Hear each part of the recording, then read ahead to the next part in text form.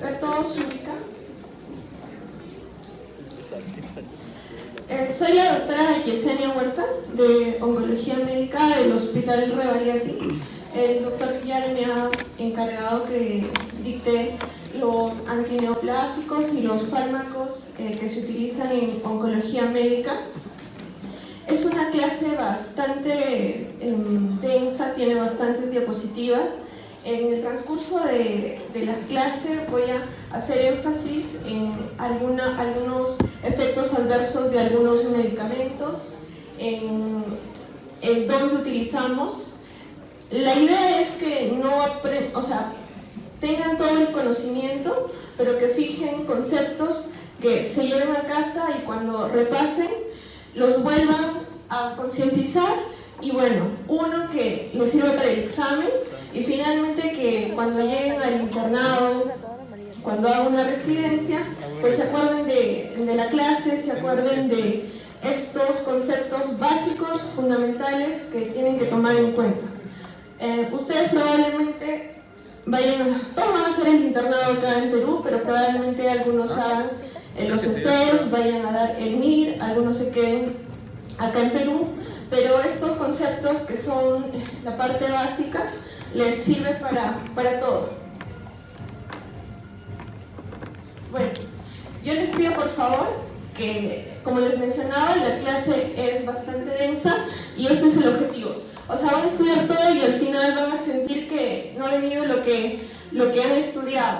Por eso quiero que presten atención cuando vaya a repetir los conceptos, para que esto no les pase pues a la hora del examen, ¿no? Bueno, lo que sí, por lo menos voy a saber que se van a acordar de un meme de mi clase, eso no se van a olvidar. Bueno, primero voy a iniciar. ¿Quién es este señor? Muy bien, entonces todos lo asociamos al Apple, pero este señor murió en el 2011 por una enfermedad que fue un cáncer de páncreas. Un cáncer de páncreas que no fue el común, el que en 3-4 meses en un estado metastásico puede llevar a las personas al fallecimiento, sino fue un cáncer de páncreas de tipo neuroendocrino. Pongo un famoso, pero si es que pregunto a cada uno de ustedes, probablemente tengan un familiar, el amigo, la mamá del amigo, que esté con algún tipo de cáncer. Y esto ha empezado pues a hacer una detección más precoz, además de eso también a diagnosticar más, y es por eso que a veces sus tíos, sus compañeros o algún familiar, amigo los va a llamar: oye, tengo esto me pasa. Y a veces en oncología, en el internado, cuando somos residentes, cuando van a ser ustedes residentes, a veces la oncología es un mundo aparte, no se entiende, porque a veces conceptos básicos de pregrado no los llevamos para el internado. Y es por eso que a veces en el internado ustedes, cuando van a hacer en cualquier hospital, van a tener un montón de pacientes que tienen cáncer, porque los pacientes están aumentando y la supervivencia también está aumentando. Entonces el cáncer se está considerando una enfermedad crónica. En un momento vamos a llegar que probablemente sea como la diabetes, como la hipertensión arterial, que no solamente el paciente pues vive unos 5 o 6 años más, sino bastante tiempo en estadios avanzados. Primero, esta es la incidencia, el Globocan del 2018 ya, que como ven ustedes muestra la incidencia y lo que es la mortalidad. En el mundo, la incidencia del primer cáncer a nivel mundial es el cáncer de pulmón y también es el que más mata. En segundo, el cáncer de mama en frecuencia, pero digamos que se lo estamos controlando. Y luego viene el de cáncer colorectal, el de próstata y el de estómago. El segundo que mata a nivel mundial es el de colorectal, seguido por estómago, seguido por hígado y seguido de mama. Esto es a nivel mundial. ¿Qué pasa en el Perú? Esto es una publicación que se realizó el año pasado en Lancet, en octubre. Esto muestra todo hasta el 2013, todo lo que tenemos en el Perú. Esta es la incidencia en hombres, próstata de la cabeza, luego sigue cáncer de estómago, cáncer de pulmón, colorectal y los linfomas. Y en mujeres, cáncer de cervix sigue siendo la primera causa de muerte y también en incidencia en mujeres en el Perú, seguido de cáncer de mama, de estómago y a nivel colorectal. Bueno, para hablar de lo que es cáncer, para ver lo que es una neoplasia, primero debemos recordar que es el ciclo celular. ¿Alguno de ustedes se acuerdan? Han llevado esta clase, ¿cierto? Ciclo celular, en primer año probablemente, biología, ¿cierto? A ver, el delegado, que es el único que sé, ¿qué es el ciclo celular? Ahí está, léelo.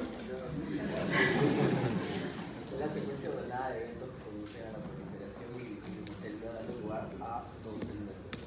Ya, miren. Dentro de una célula pues se siguen pasos para que éstas puedan seguirse duplicando, puedan seguir regenerándose, y eso es el ciclo celular. Tiene dos fases fundamentales, las que vemos, la interfase y lo que es la fase de mitosis. La interfase es la fase, va a ser una fase, digamos, preparatoria para la división celular, y esta a su vez se va a dividir en lo que es el G1, la fase S, que es la de síntesis, y el G2. G1 y G2 como tal solamente van a ser, en forma grosera, menciona que van a ser pasos previos de crecimiento, de formación de organelas, de formación de productos que van a servir para una subsecuente. Para G1 después S, que es la síntesis de DNA, y lo que acá es importante recordar que va a ser la duplicación de 2N a 4N, lo que nos enseñaban, ¿no? Y la mitosis va a ser ya la parte fundamental, que va a ser la división celular, y es una fase bastante corta.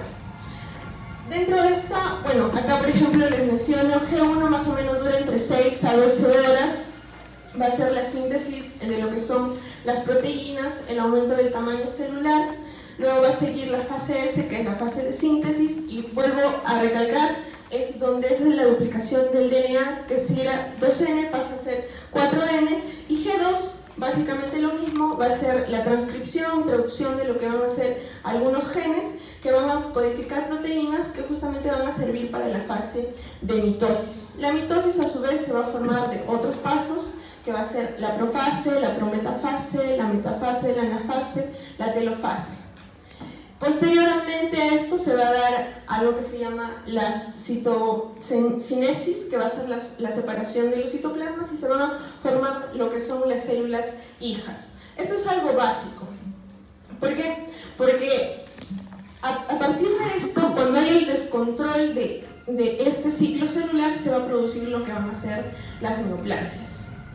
Y además, ¿por qué? Porque en farmacología esto nos sirve porque los agentes van a ir a determinados puntos específicos del ciclo celular, o van a estar, digamos, en todo el ciclo celular de diferentes formas. Voy a comenzar, bueno, esa es la parte introductoria más o menos para entender lo que es el ciclo celular.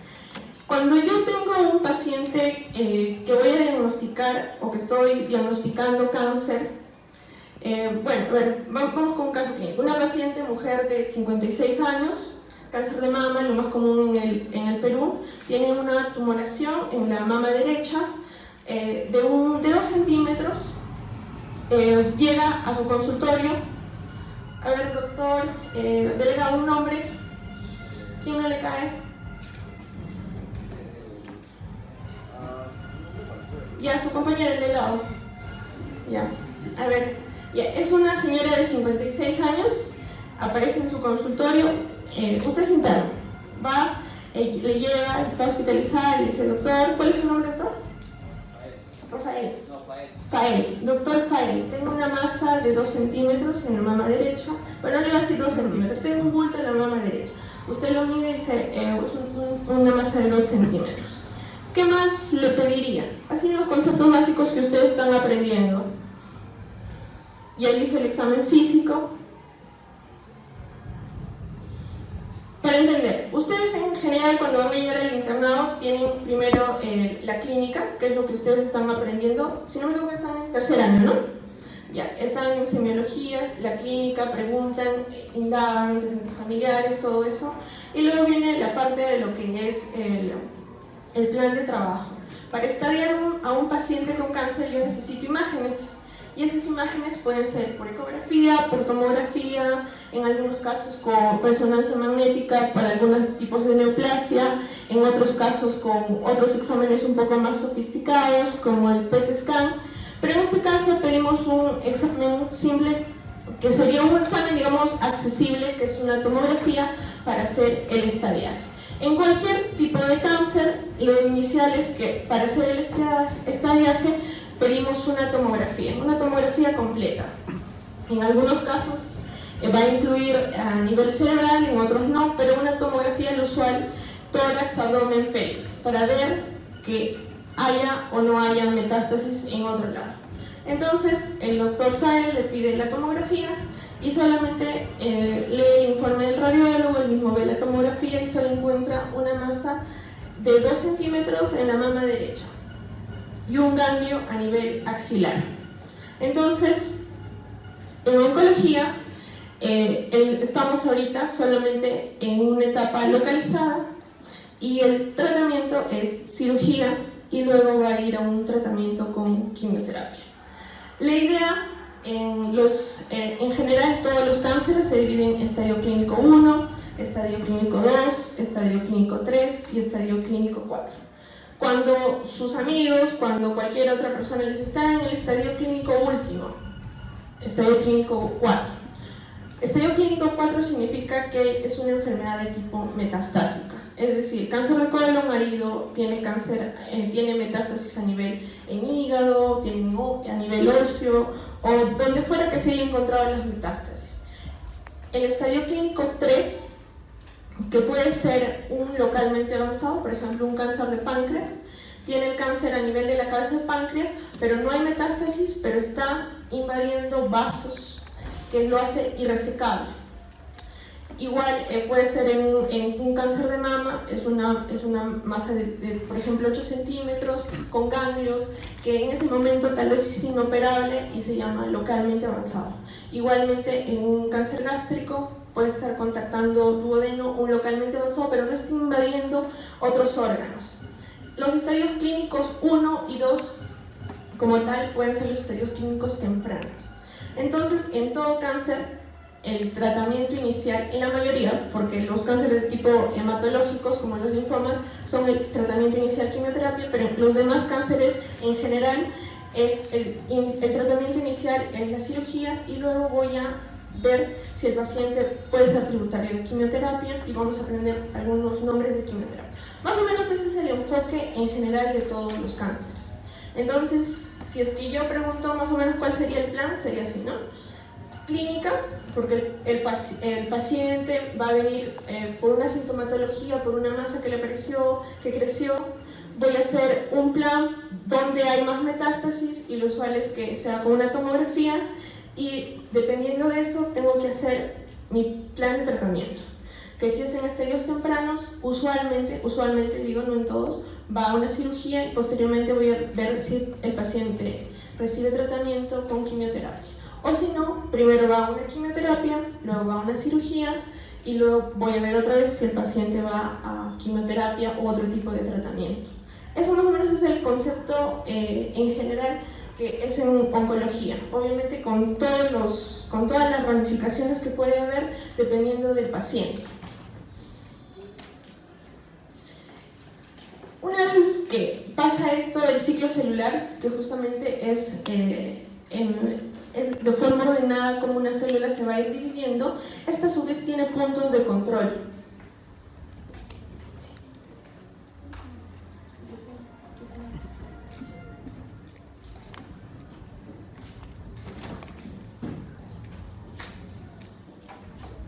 Va a haber puntos de control y estos puntos de control van a estar digamos regulados, son como candados, son candados y llaves. Tengo la llave, abro un candado específico, igual. Van a ser estos dos.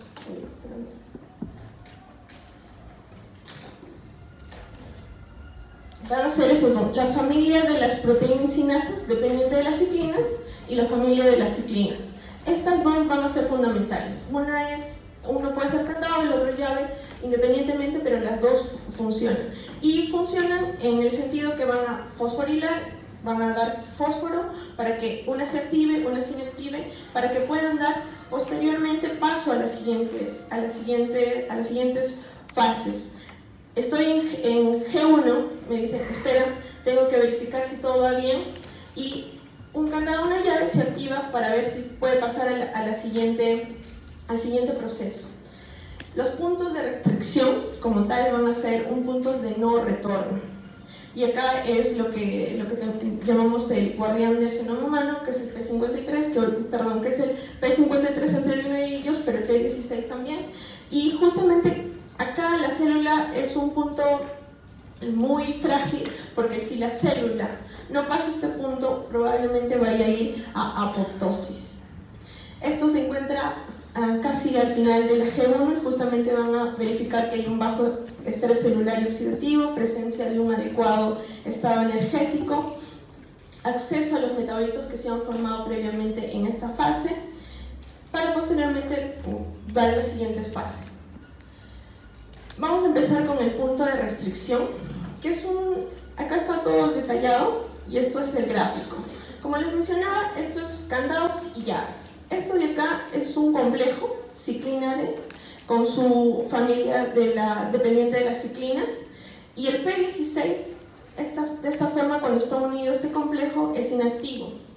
Dependiendo de las señalizaciones que se va a producir dentro de la célula, este P16 se va a retirar de este complejo y va a activarlo, para que este complejo a su vez pueda desactivar este otro complejo que está inmerso en lo que es el factor de crecimiento epidermoide tipo 2, que finalmente va a hacer que haya transcripción de algunos genomas para que se puedan transcribir lo que son las proteínas y dar paso a las siguientes fases, paso a la replicación, a los productos necesarios para las siguientes fases. Este punto es importante. Esto tiene acá toda la cascada, que posiblemente lo pueden leer, pero punto de restricción, hay que recordar P16 y el factor de crecimiento epidermoide tipo 2, que finalmente va a transcribir lo que son proteínas para que puedan dar productos a otras. Los puntos de control van a ser 3, y justamente se van a presentar. El primer punto de control se va a presentar al final del G1, igual que el de restricción, y van a controlar que el material esté perfecto, que no haya, va a revisar si la célula ha crecido suficiente, si el material genético está intacto. Y acá vamos a encontrar el P53. Una vez que el ADN se haya dañado, va a haber una serie de señalizaciones que van a activar lo que es el P53. El P53 a su vez va a activar que se transcriba la proteína P21, y esta a su vez, lesiona el DNA, se activa el P53, esto a su vez va a hacer que haya una regulación transcripcional para que se active el P21. Este estado que va a estar activo cuando se da todo esto, cuando hay una lesión del DNA, va a hacer que se inactive. Cuando esto está activo, va a pasar lo mismo que lo anterior, que justamente este complejo que va a estar unido y el que necesitamos es el factor de crecimiento tipo 2, se inactive cuando el P21 se une a este. Mientras esté activo, como está acá, se va a unir, se van a fosforilar, y el factor de crecimiento epidermoide, que es el final el que va a llegar al ADN y va a hacer que se sigan transcribiendo proteínas para los siguientes procesos, se inactive. Ese es el primer punto de control. El segundo punto de control está en G2, básicamente pasa lo mismo que en el primer punto de control, y el tercer punto de control, tal vez un poco más complejo, se va a referir a lo que es la fase M.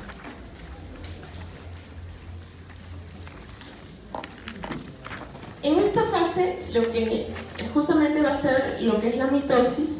Cuando se van a formar lo que son las cromátides, van a estar unidas por una especie de moléculas que son las coecinas. Para que las dos se vayan a los dos usos mitóticos y finalmente se pueda dar el proceso de separación, necesitan que estas se separen. Y para que se separen, necesitan a una enzima. Esta enzima, para que se separen, se llama la separasa, como su nombre, la separasa. Esta separasa está unida por lo que es la segurina. Para que estas dos se liberen se necesita el complejo APC mediado por lo que es la ciclina 20, que una vez que se una va a hacer que se libere la segurina de la separasa y la separasa se pueda activar. Como ven, en los gráficos como les mencionaba, es un candado que abre una llave, que abre un candado para que pueda dar paso a otra puerta, igual, un candado, una llave para que pueda dar paso. Como ven, van a ser puntos de restricción y puntos de control que van a ser necesarios en el ciclo celular. Cuando uno de estos se afecta, va a haber lo que es la proliferación celular de una manera descontrolada, lo que nos da paso a lo que es una neoplasia. Detrás de Fael, ¿quién está? ¿Cuál es el nombre de Fael? María, ¿cuáles son las fases del ciclo celular?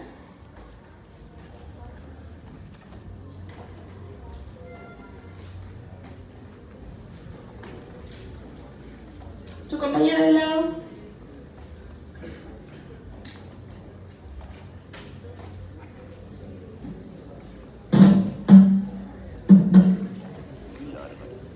¿Cuáles son, chicos? Lo acabo de mencionar. Eso es lo que les va a venir en el examen. Lo que voy a repetir va a ser lo que va a venir en el examen. ¿Cuáles son? A ver, doctor, usted, acá adelante. ¿Cuáles son las fases? Ya. ¿Perdón? Ya, la interfase, ¿qué otras fases tiene? Ya, interfase, ¿y qué más? Mitosis. Dentro de la interfase, G1, S y G2. Necesito que se sepan porque lo que va a venir a continuación va a ser los fármacos que justamente van a actuar en estas fases. ¿Sí? ¿Quedó?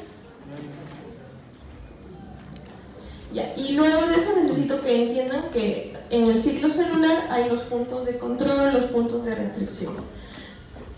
Aparte de todo lo que les he mencionado y que luego lo van a revisar, P16, P53, P21 van a ser claves para que estos fenómenos se ocurran. Al igual que la familia, la ciclincinasa y la familia de las cinasas. La familia ciclincinasa dependiente de las cinasas y la familia de las cinasas, que justamente al desfosforilarse van a poder dar ese proceso. Y justamente es esto, miren, estos van a ser los principales quimioterápicos, quimioterapia, y estos van a actuar en diferentes tipos, en diferentes fases del ciclo celular, y por eso necesito que se acuerden. Una vez más, a ver, el doctor del último, el de lentes, ya usted. ¿Cuáles son las fases del ciclo celular?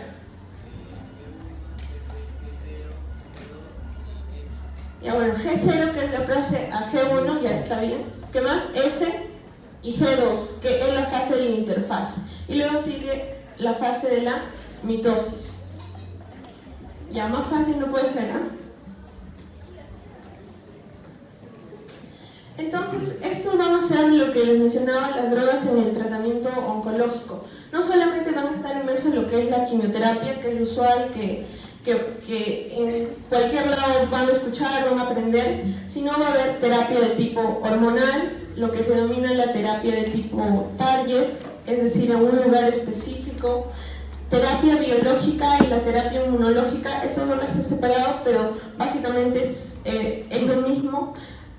Bueno, terapia biológica se refiere porque ha sido producido en forma biológica, pero la terapia inmunológica va a ser en la parte de la inmunoterapia.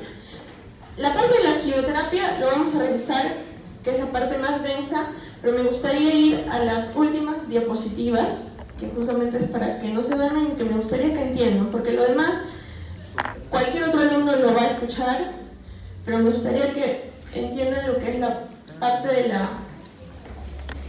Busquen la parte desde terapia target, que son las últimas diapositivas.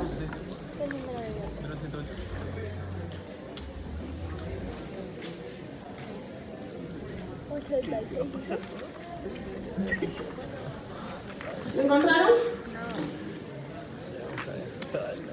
¿Encontraste?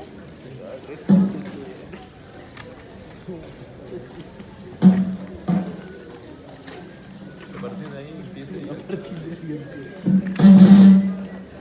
O sea, el otro ya no se dio. Ya chicos, ya. Tratamiento target. Cuando digo tratamiento target es el tratamiento guiana, el tratamiento hacia un lugar específico. Acá abajo está inmerso lo que son las tirosinquinasas. Las tirosinquinasas van a ser moléculas que van a estar, que van a tener un dominio extracelular, un dominio transmembrana y un dominio intracelular. Se van a ir los ligandos que van a ser de diferentes tipos. Y estos a su vez van a tener un sitio a nivel lo que es la parte intracelular, que justamente van a ser los que se van a catalizar, que se van a fosforilar, dependiendo de ATP, ADP, y estos a su vez van a mandar señales dentro de la célula para que puedan ir finalmente a lo que es el ADN y hacer lo que son la transcripción de proteínas, de moléculas que van a servir para que una célula tumoral pueda sobrevivir. Por ejemplo, puede ser fenómenos de angiogénesis, es decir, que el microambiente tumoral sea perfecto para que el tumor siga creciendo, la misma proliferación en sí de la célula. Eso es lo que vamos a hacer, lo que es la tirosinquinasas. Como les mencionaba, esta parte es del receptor de tirosinquinasas, pero bajo esta va a tener una serie de procesos, una serie de cascadas, que va a ser importante en lo que es la célula tumoral, porque le va a permitir sobrevivir no solamente en su replicación, sino en todo un ambiente, ya sea un ambiente inmunogénico, un microambiente tumoral. Es decir, por ejemplo, para que crezca un tumor necesita vasculatura, necesita oxígeno. Para que haya todo ese fenómeno necesita una serie de cascadas que puedan permitir eso. Y lo que hacen los inhibidores de la tirosinquinasa justamente van a hacer ligarse al dominio intracelular o ya sea a una parte de esta cascada. No voy a mencionar todos porque son inmensos, ¿ya? Pero por ejemplo podemos ver lo que es everolimus, que es el que van a escuchar un montón, y es un inhibidor del mTOR, que finalmente va a ser, digamos, la vía final de una tirosinquinasa. ¿Y esto por qué tiene importancia?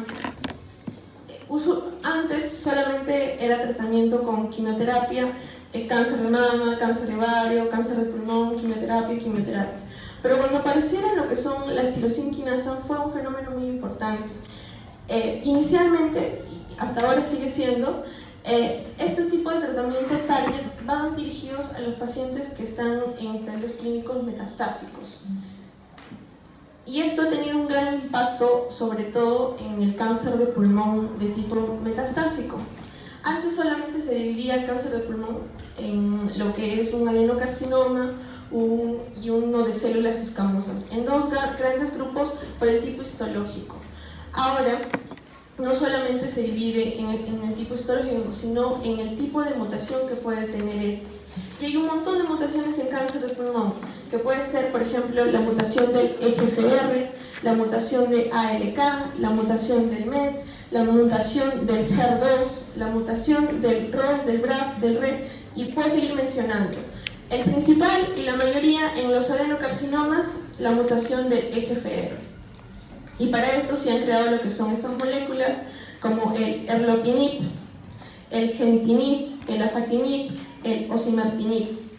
No voy a pretender que se aprendan todos estos fármacos, pero me gustaría que aprendan el que les acabo de mencionar, everolimus, inhibidor del mTOR, el genitinib y el erlotinib, que son tratamientos de primera línea en lo que es cáncer de pulmón de tipo metastásico con mutación en EGFR, y ALK, que es el crizotinib. Estas dos mutaciones son las principales. En Perú, la mutación que es más frecuente es EGFR.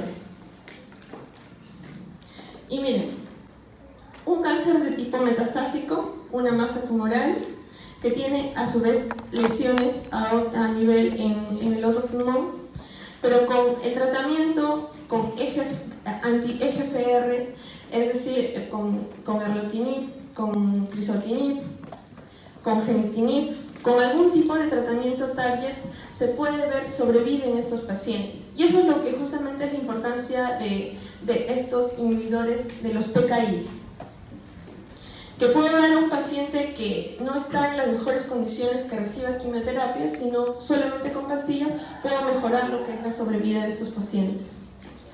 Algunas terapias target, como les mencionaba, no pretendo que se aprendan todos. El sunitinib, que lo van a escuchar, es el tratamiento de primera línea en cáncer renal de tipo metastásico. El sorafenib en hepatocarcinoma, el palbociclib en cáncer de mama, erlotinib en CA de pulmón metastásico, y lo que les mencionaba, ¿no? Erlotinib, genitinib, crizotinib, que son también en cáncer de pulmón metastásico, y una infinidad de tratamientos que son terapias target. Las toxicidades asociadas a los TKI van a ser diversas, pero las principales van a ser correspondientes a lo que son el rash en piel, lo que son diarreas, que son digamos el efecto adverso más frecuente, incluso que puede ser limitante. En algunos casos puede, dependiendo de qué tipo, puede ser que haya mielosupresión, que es muy raro, es decir, por ejemplo, que haya anemia, que haya disminución de plaquetas, que haya disminución de leucocitos, pero es muy raro. Lo frecuente, como les vuelvo a mencionar, es que haya diarreas, dependiendo de otro tipo de inhibidores que son menos frecuentes, puede haber hipertensión, proteinuria, pero es menos frecuente. Y bueno, acá viene lo que es la terapia biológica y la terapia de tipo inmunológica. Dentro de lo que es la terapia biológica, van a estar presentes lo que son los anticuerpos monoclonales. Y estos van a ser inmunoglobulinas homogéneas que están secretadas por un solo flan, lo que son las células tipo B o las que son células plasmáticas, que van a reaccionar con un tipo de antígeno y que van a dar una misma secuencia. Estas se van a hacer en el laboratorio, por eso se denomina lo que son de tipo biológico, y pueden ser de varios tipos, ¿no? Por ejemplo, murina 100% fabricada en lo que es proteína animal de tipo quimérico, que va a ser tanto en proteína animal como en humanos. El de tipo humanizado, 10% puede ser de origen animal, y el que es completamente humano, 100%. El tipo de antigenicidad va a ser justamente cuando se han creado más en el ratón, va a producir, digamos, efectos adversos relacionados pues, con alergia, ¿no? Que puede llegar incluso a tener lo que es un shock anafiláctico. Y esa va a ser la nomenclatura: cetuximab, rituximab, nivolumab, todas estas, pero van a partir de esto. Cetuximab, por ejemplo, utilizado para cáncer de colon. La primera sílaba va a ser elegido por el fabricante, el segundo va a ser el tipo de diana, y vamos a encontrar lo que son los tumores y lo que es el sistema inmune. Pembrolizumab, nivolumab, por ejemplo, se van a encontrar en lo que son de tipo inmunológicos, rituximab, cetuximab, en lo que son el diana a los tumores. El sí va a ser el tipo de origen, por ejemplo, quimérico, el rituximab, y MAP va a ser el tipo de anticuerpo, ¿no? El MAP, que es el que vamos a utilizar casi siempre, va a ser el tipo monoclonal, y es el que les estaba explicando.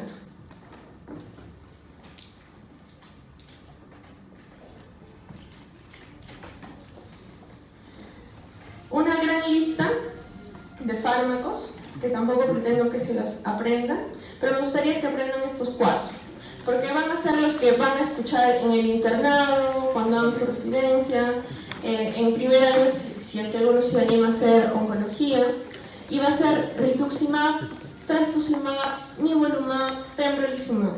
Los 2 primeros completamente biológicos, y los 2 últimos terapia biológica, pero relacionada con la inmunoterapia.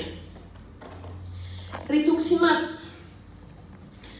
Primero El rituximab, quiero que entiendan que va a ser un anticuerpo monoclonal quimérico, es decir, tiene una parte murina y justamente su principal reacción adversa va a ser el RAM, que va a ser de tipo alergias, rash, flashing, angioedema incluso, fiebre, y esto va a ser un anti-CD20.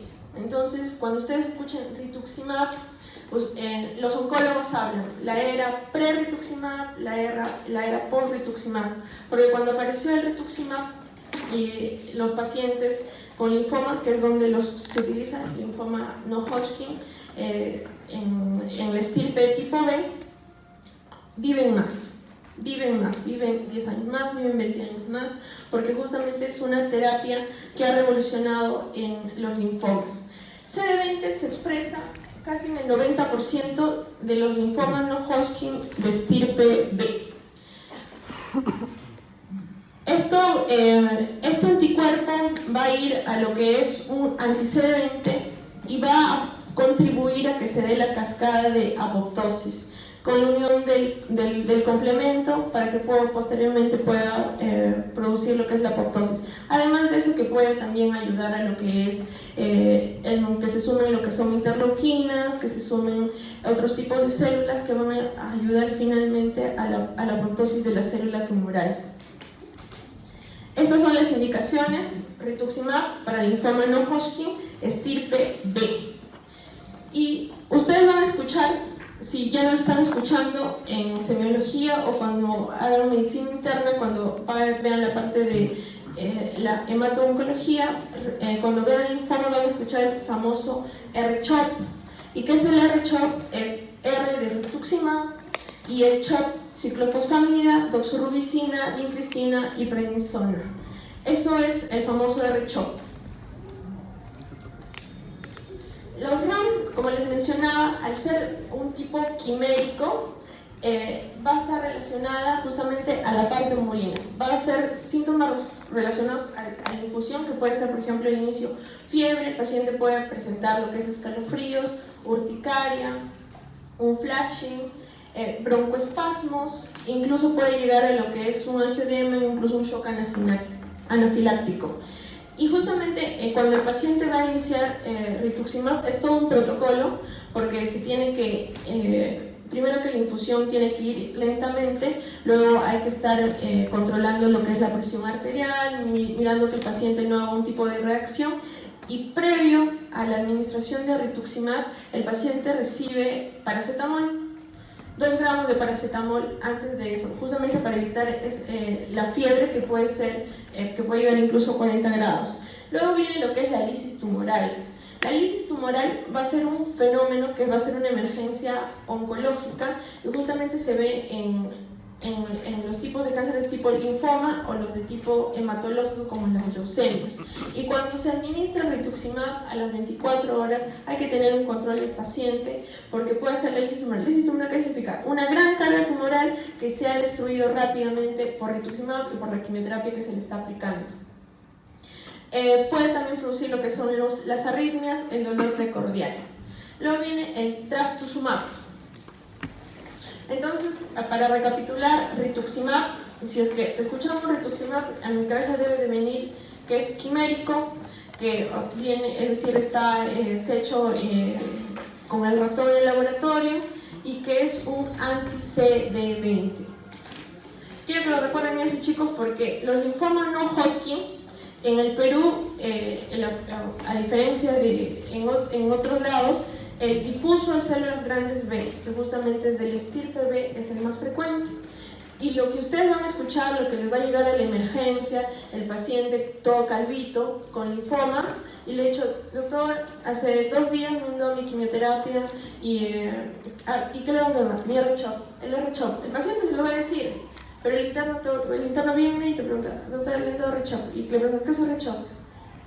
Y no saben qué es R-CHOP. Yo espero que se lleven el concepto por lo menos que es R-CHOP, porque es lo frecuente, es lo usual que el paciente va a la emergencia con fatiga, puede ir incluso con fiebre y ha recibido el R-CHOP. Otra cosa, en estos tipos de los linfomas y que han recibido el rituximab, Aparte de la lisis tumoral viene lo que es la neutropenia. La neutropenia significa neutrófilos menos de 1500 y febril, la neutropenia febril, que está asociado a fiebre, que es también puede llegar incluso a tener consecuencias serias, porque el paciente con inmunosupresión, como es el paciente con cáncer que está recibiendo quimioterapia, puede llegar a infectarse. Eso también es algo que no lo he puesto, pero que puede ser consecuencia de tratamiento con R-CHOP, que incluye no solamente rituximab, que es un monoclonal eficaz, sino los antraciclínicos, que es la doxorubicina. Vamos a revisar luego eso. Luego viene el trastuzumab. El trastuzumab va a ser un anticuerpo monoclonal humanizado, y la palabra clave acá es un anti-HER2. El cáncer de mama y el cáncer gástrico, y en especial el cáncer de mama, van a ser cánceres que van a sobreexpresar el HER2. ¿Qué es el HER2? El HER2 va a ser esta molécula que se va a encontrar, que va a recibir ligandos y que también va a dar una serie de señalizaciones para que la célula pueda transcribirse, pueda producir material para que las células cancerígenas se sigan multiplicando. El trastuzumab se va a unir a este HER2. Todo el mundo tiene HER2 en el cuerpo, porque justamente sirve de señalización para que se transcriban y para que siga existiendo lo que es la mitosis funcional de nuestro cuerpo. Pero el cáncer de mama lo sobreexpresa. En algunos cánceres de mama, no todos, cáncer de mama. Hay cáncer de mama que van a sobreexpresar el HER2, así como cáncer gástricos que van a sobreexpresar el HER2. En cáncer de mama puede llegar hasta un 30% y en el cáncer gástrico puede llegar hasta un 20%. Los pacientes que tengan sobreexpresión de HER2 se recomienda que deberían de ser tratados con trastuzumab. Es un anti-HER2, limita la proliferación celular en estos pacientes. Entonces, cuando escuche trastuzumab, a mi mente debería de venir anti-HER2. Cáncer de mama, cáncer de estómago y otra vez les menciono cáncer de mama que sobreexpresa HER2. Su principal aplicación como tratamiento adyuvante, como tratamiento neoadyuvante también. Y acá lo he puesto en rojo. Los síntomas usuales van a ser los igual parecido al rituximab, con menos intensidad porque es humanizado acuérdense, pero también relacionados a la infusión. Pero el severo va a ser la cardiotoxicidad, pero esta cardiotoxicidad es reversible. Es decir, el paciente está recibiendo, tiene una función ventricular disminuida, puede llegar a la emergencia con edemas, con derrame pleural, bilateral obviamente por una insuficiencia cardíaca. Le pregunto, señora, soy paciente oncológica, tengo cáncer de mama. Mi primera pregunta, seguramente ha recibido quimioterapia. Tengo que preguntarle qué tipo de quimioterapia y preguntarle, señora, ¿ha recibido algún otro tipo de tratamiento de tipo biológico o algo? Me dice trastuzumab. Si solamente está recibiendo trastuzumab y no ha recibido la quimioterapia, que ahorita la vamos a revisar, tengo que pensar que este paciente puede estar haciendo un compromiso cardíaco, una cardiotoxicidad, que si yo suspendo el medicamento, en semanas voy a ver que esto es reversible. Entonces, trastuzumab a mi mente tiene que llegar que es un anti-HER2 y es cardiotóxico, pero cardiotóxico reversible. Suspendo la medicación y esto en semanas va a mejorar. A diferencia con la quimioterapia, que vamos a ver que es un tipo de quimioterapia, es cardiotóxico, pero es irreversible. Puede haber mielosupresión, puede haber astenia, cefalea también, pero lo principal es la cardiotoxicidad, que es el fenómeno más severo. ¿Quiénes son ellos? ¿Cómo se llaman? Premio Nobel 2018. El doctor James Allison y el doctor Tasuku Honjo. El primero trabaja en el MD Anderson en Texas, Estados Unidos, y el doctor Tasuku en la Universidad de Tokio, en Japón. Ganadores el 1 de octubre del Premio Nobel en fisiología o medicina. ¿Por qué? Porque por su contribución en el tratamiento del cáncer, pero en inmunoterapia. Esto en el 2013, chicos, fue el boom en oncología. Se cuenta que anualmente hay dos conferencias importantes. El de Estados Unidos, que se da usualmente en Chicago, que reúne toda la sociedad americana, y la parte europea, que se da usualmente en octubre, que también, toda la parte europea, ¿no?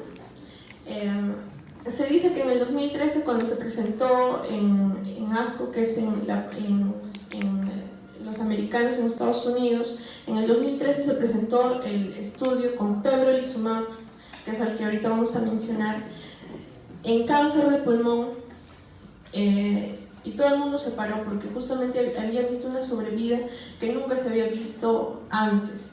¿Qué pasa en cáncer de pulmón? ¿Por qué sigue siendo el principal cáncer que mata? Porque primero que el cáncer de pulmón, cuando yo diagnostico, lo diagnostico en estadios tardíos. Cuando yo diagnostico un cáncer de pulmón en estadios tempranos, es porque está en su control y he encontrado un nódulo y estoy haciendo un seguimiento del nódulo y le encuentro que es un cáncer. Pero cuando ya trae síntomas como una otitis, un derrame pleural, incluso el síndrome consuntivo, todo eso, es posible que esté en estadios avanzados. Entonces, el cáncer de pulmón se diagnostica más del 50% hasta ahorita en estadios tardíos, estadio clínico 4, con metástasis a otro lado. Y cuando se le daba quimioterapia al paciente, pues, ¿cuándo vivía? 6 meses, 5 meses más, máximo 1 año, asociado a otro tipo de tratamiento, pero no se veía una mejora, digamos, notable. Es igual que pasa en el cáncer de páncreas. Cáncer de páncreas metastásico de quimioterapia, pero el paciente de tipo paliativa, de una quimioterapia tipo paliativa, es decir, disminuye el dolor, pero no, digamos, le voy a llevar una sobrevida mayor. ¿Qué pasó con esto? En el 2013 se presentan los estudios y se ve que había una gran mejoría. Pacientes que estaban en estadios clínicos 4, con grandes masas en pulmón, con grandes masas tumorales, habían disminuido. Incluso había pacientes que hacían respuesta completa, es decir, toda la masa lo controlo a unos 3 ciclos, 4 ciclos del tratamiento y no hay masa, como si fuesen pacientes que estuvieran curados. Eso fue el boom en el 2013. Es por eso que a estos doctores este año se les ha reconocido. En el mundo de la oncología ha sido, digamos, un evento sin precedentes, y justamente se basa su experiencia con los anti-PD1, anti-PDL1. Los doctores separadamente estudiaron más o menos en los años 90 justamente esto, en una serie de varios ensayos, ¿no? Esto es un gráfico bastante didáctico. Célula tumoral y lo que son las células T, que van a ser los principales efectores en el sistema inmunológico. Estos tienen señalizaciones, todo en la parte de inmunoterapia, en la parte de fibrosis, son llaves y candados. Las células T van a expresar lo que son los PD1. Las células tumorales expresan lo que son PDL1. Otras células de nuestro cuerpo también van a presentar lo que son PDL1. Cuando se unen estas de acá, la PD1 con la PDL1 inhibe el efecto que pueda tener el T de llamar, digamos, a células natural killers, otro tipo de células, otro componente inmunológico para que pueda dañar a la célula tumoral, porque la reconoce como propia. Entonces, ¿qué hace la célula tumoral? Expresa mayor cantidad de PDL1 en su superficie, y la célula T, la primera efectora que va a reconocer a esta célula como no propia, como cancerígena, y poder atacarla, la reconoce como propia. Esa es la defensa de la célula neoplásica. Entonces, ¿qué hacen estos efectores? ¿Qué hacen pembrolizumab e nivolumab? Justamente van a ir anti-PD1. Se van a unir a estos de acá, a los anti-PD1, y van a evitar esa unión, de tal forma que las células T van a poder matar a lo que son las células tumorales, Obviamente no tan simple como se ve acá, sino con una serie de señalizaciones que van a ser propicias porque no ha habido esta inhibición. Es así que aparece lo que es pembrolizumab, que es un anticuerpo, bueno, es un anticuerpo monoclonal, como era el rituximab, el trastuzumab, pero su efector va a ser en la parte de la inmunoterapia. Se va a unir al receptor PD1, que a su vez va a bloquear lo que es la interacción con el PDL1, con el PDL2. Y esta a su vez pues va a inducir lo que es la respuesta inmune. Las indicaciones es en melanoma, en cáncer de pulmón, en células no pequeñas, ya sea adenocarcinoma o de células escamosas, y en lo que es cáncer de tipo uroterial. El nivolumab también igual es un anticuerpo monoclonal humanizado, igual se va a unir al PD1 y va a bloquear su interacción con el PDL1. Nivolumab, cuando les hablen, acuérdense de melanoma. Hay más indicaciones, como también está indicado en cáncer de pulmón, en cáncer uroterial, en cáncer renal, pero nivolumab, sus estudios y los primeros estudios y la indicación perfecta es en melanoma de tipo metastásico en primera línea. Esto es de la guía europea, y justamente no solamente existe nivolumab ni pembrolizumab, existen otras como ipilimumab, atezolizumab, durvalumab, entre otros, y que justamente algunos están aprobados tanto por la FDA en la parte americana o en el EMA, que es la parte europea, ¿no? Y las reacciones adversas van a ser justamente, van a interactuar con el sistema inmunológico. Los pacientes se presentan con rash, se pueden presentar con hipotiroidismo, algunos con hipertiroidismo, y lo frecuente en estos pacientes son las colitis, que pueden ser también muy limitantes. Y lo otro que se presenta también son las neumonitis de los pacientes, pero de tipo inmunogénica. La diarrea y la colitis, igual que los TKI, van a ser los principales efectos adversos en estos pacientes. Los TKI, acuérdense que era la diarrea el principal efecto adverso. Igual sucede en lo que es la inmunoterapia, pero asociado a lo que es la colitis. ¿Por qué les he mencionado esto? Porque digamos no están todavía muy cansados, y me gustaría que se lleven esos conceptos, porque ha sido básico lo que les he mencionado, pero es lo nuevo en la oncología. La oncología probablemente no mucho tiempo va a pasar y va a cambiar, y no solamente vamos a estar tratando a los pacientes con quimioterapia, sino ustedes van a estar inmersos, si alguno va a ser, sea la residencia acá, sea la especialidad que haga, sus pacientes van a llegar, pacientes con cáncer, que son crónicos, que están teniendo algún tipo de tratamiento, y ya no solamente va a ser quimioterapia, sino va a ser estos tipos de tratamientos que son nuevos, que al mercado peruano están ingresando, no con tanta fuerza en el ministerio ni en el salud, pero en la parte privada sí ya hay este tipo de tratamientos. Y bueno, entonces hay que repasar. A ver, ¿a quién le preguntó? A ver, en el medio. A ver, la doctora de Ginga. Rituximab, doctora, ¿qué se le viene a la mente?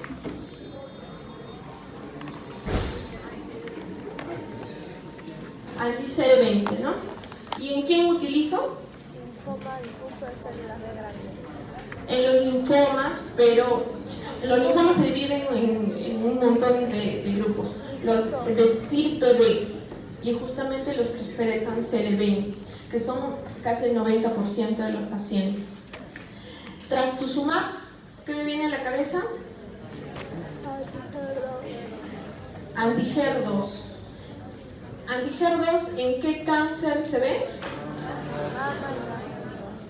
Más que gástrico, quiero que recuerden que es cáncer de mama, porque en el cáncer de mama hay nuevos estudios que justamente están cambiando todo el tratamiento en estos pacientes, porque la paciente que tiene el HER2 positivo sobreexpresado es una paciente que tiene, si es un estadio temprano, pues peor pronóstico que otros tipos, y si es un estadio de tipo metastásico también no una muy buena sobrevida.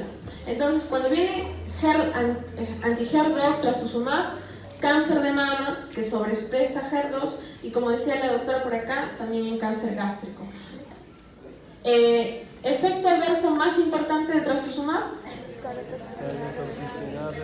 reversible, perfecto. Eso es lo que quiero que recuerden. Cardiotoxicidad de tipo reversible. Suspende el medicamento, el paciente va a mejorar. A diferencia de las antraciclínicas que en un momento vamos a ver. Pembrolizumab, nivolumab, ¿qué es? Anti-PD1. PD1, ¿dónde se une? A ver, otra vez nos ubicamos acá. Es anti-PD1. PDL1 es de la célula tumoral, PDL2 de la célula tumoral, acuérdense. El PD1 es de la célula T. ¿Sí? Pembrolizumab, nivolumab, los dos tienen indicación para cáncer de pulmón, pero nivolumab, melanoma, acuérdense, nivolumab, melanoma metastásico. Metastásico. Ya chicos, ya aprendieron, ya están con CR1 ya. Y bueno, por favor acuérdense de estos personajes que han cambiado el mundo en la oncología. Ya, ahora sí regresamos a lo más denso.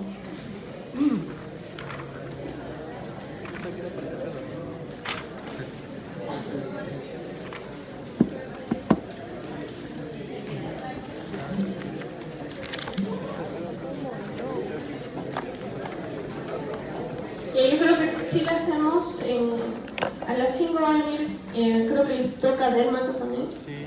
Ya, entonces vamos a ver si terminamos. Sí, vamos a terminar. Ya. Quimioterapia, palabra clave, citotóxico. Es tratamiento sistémico que va a ir, obviamente la idea es que vaya a la célula cancerígena, pero al ser un tratamiento sistémico no solamente pues va a afectar a la célula cancerígena. Los cánceres, al tener una gran proliferación al darles quimioterapia, la quimioterapia, por el sentido común, si una célula está que prolifera, a diferencia de otra célula en otra parte de nuestro cuerpo, va a tener mejor aplicabilidad, va a tener, un mejor, target en la célula tumoral. Es por eso que podemos ver la reducción tumoral cuando se aplica quimioterapia. Pero eso es, el concepto, ¿no? La razón de ser. Quimioterapia para la célula que prolifera más, pero también afecta a otro tipo de células. Por eso es citotóxico. Entonces, cuando yo les estaba hablando hace rato que vino la paciente de 56 años, que tenía una masa en la mama derecha de 2 centímetros, que le hicimos una tomografía, y cuál era mi plan, la opero, no la opero, le doy quimioterapia, no le doy quimioterapia, le hago primero una biopsia y les digo que es cáncer, todo eso. Entonces aparecen dos conceptos fundamentales, que quiero que se lo lleven a casa, que es el tratamiento adyuvante, el tratamiento neoadyuvante. ¿Y cuál es el parámetro? En la cirugía. Tratamiento de tipo adyuvante es después de la cirugía. Neoadyuvante, antes de la cirugía.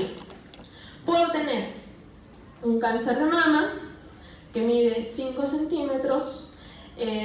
No le voy a poder, el cirujano no va a poder hacer una mastectomía conservadora de mama.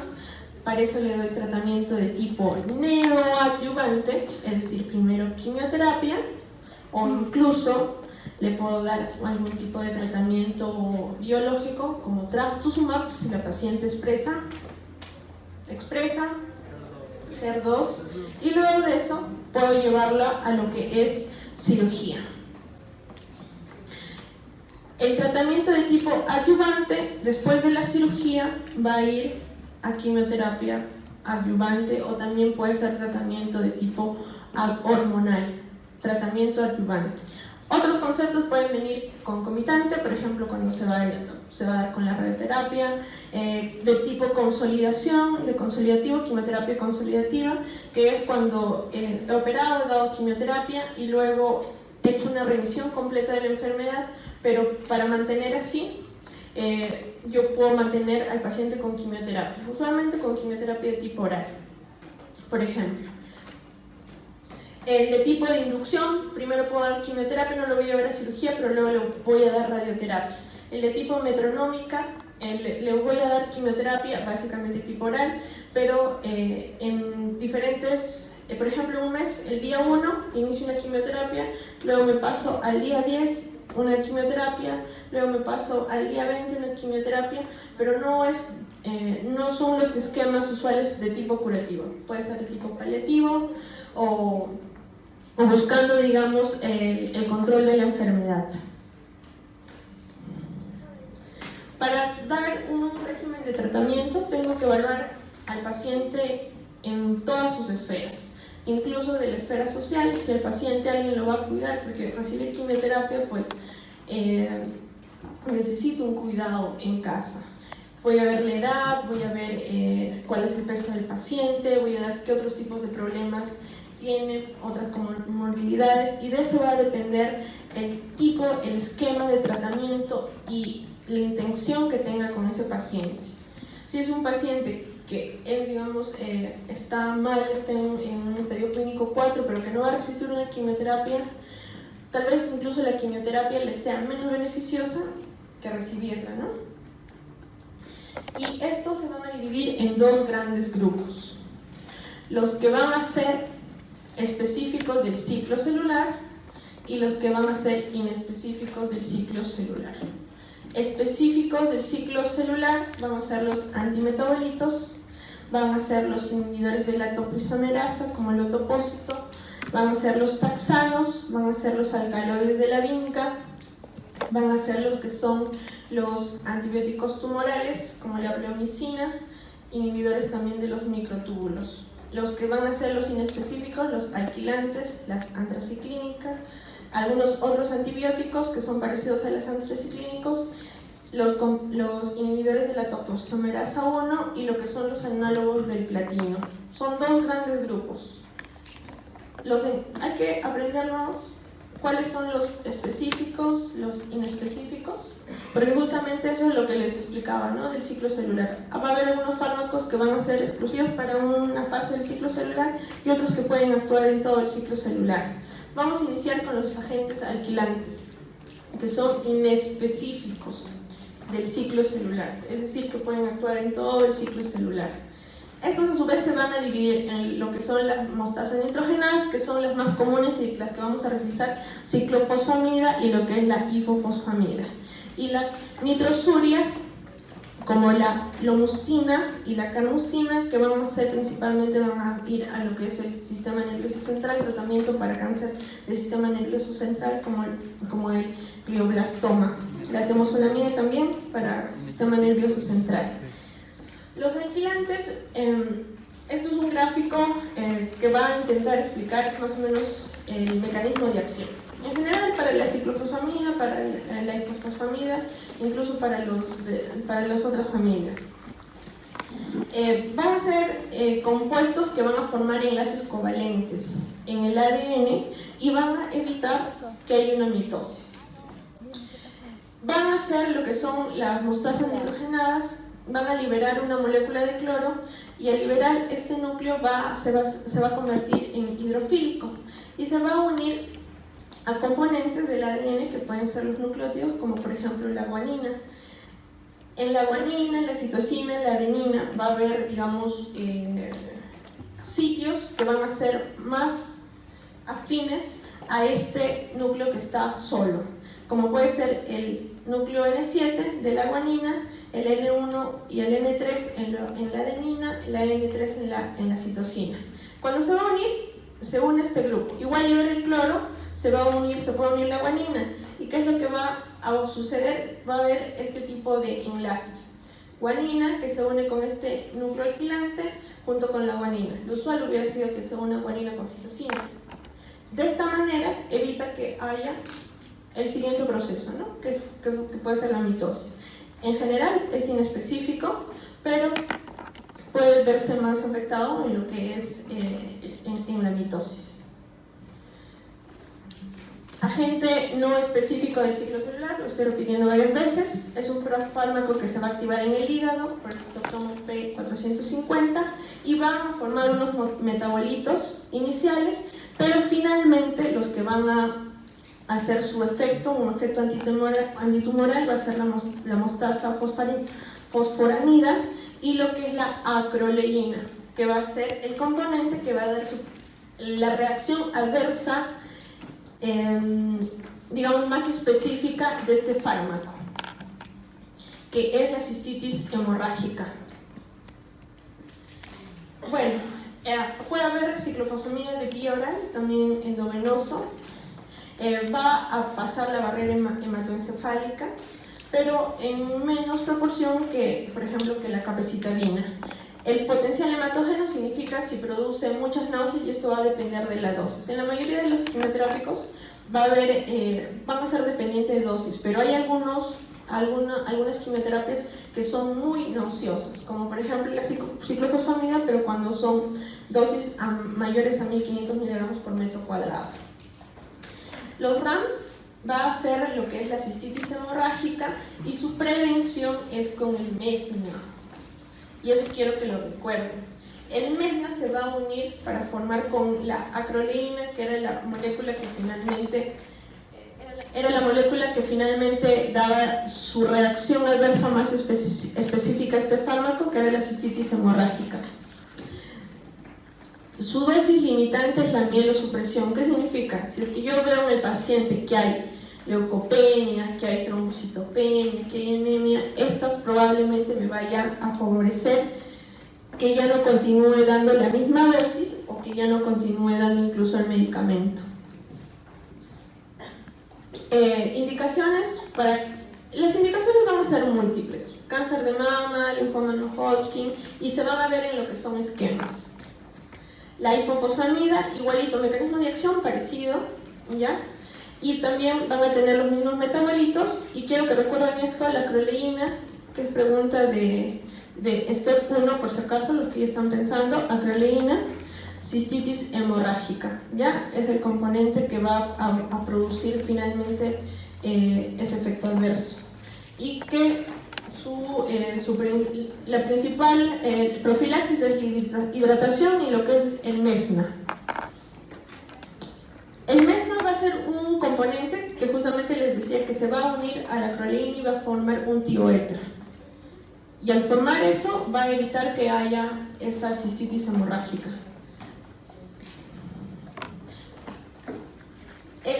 La hipofosfamida, a diferencia de la ciclofosfamida, las dos pasan la barrera hematoencefálica, pero la que va a producir mayor toxicidad a nivel del sistema nervioso central es la hipofosfamida.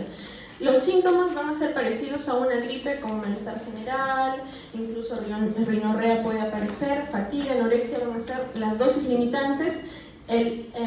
Se puede comportar de manera urotóxica, como una cistitis hemorrágica, hasta un 40% de los pacientes, pero que no hayan presentado una profilaxis, es decir, con hidratación, con el MESNA. Y su toxicidad en el sistema nervioso central se puede ver acompañado desde una somnolencia e incluso puede llevar al paciente al coma. Y el tratamiento para esto es la tiamida, suspender el tratamiento, y el metilazuleno. Puede producir mielosupresión, arritmia, elevación también de las transaminasas. Las indicaciones, dependiendo de qué tipo de tumor va a ser, pero por ejemplo en lo que son tumores de células terminales o en los sarcomas. ¿Están aquí? ¿Cómo están? ¿Me escuchan? ¿Me oyen? Ya, chicos, entonces hasta ahí hemos visto lo que es ciclofosfamida y lo que es la hipofosfamida. Entonces lo que tienen que recordar que son inespecíficos, que van a ser alquilantes justamente, que se van a unir dependiendo al N7 del grupo guanina, puede ser el N3 de la adenina, el N1 de la adenina también. Principalmente esto. Y bueno, yo les ponía eso para que no se duerman, y por el color rosa, y ustedes recordarán también lo que es a Angelina Jolie, que se operó lo que son las mamas, ¿no? Se sacó las 2 mamas porque ella es portadora del BRCA1. Y eso porque les pongo esta imagen para que recuerden, porque voy a entrar a un antineoplásico que es muy usual, es muy común utilizarlo en cáncer de mama. Es básicamente las mujeres que tienen cáncer de mama y que reciben algún tipo de quimioterapia, ustedes tienen que preguntar a la paciente: señora, ¿usted ha recibido este tratamiento, ha recibido esto? Y la paciente le va a decir: ¿qué tipo de quimioterapia ha recibido? Le va a decir: doctor, me operaron y después de unas 2-3 semanas me pasaron la roja. La roja. Y siempre preguntan: doctora, ¿qué es la quimioterapia roja? Y se refiere a lo que son los antraciclínicos. Las antraciclinas, por ejemplo, la doxorubicina, que es el fármaco que se usa en cáncer de mama, junto con la ciclofosfamida, van a ser la quimioterapia que se da inicialmente al cáncer de mama en tratamiento adyuvante.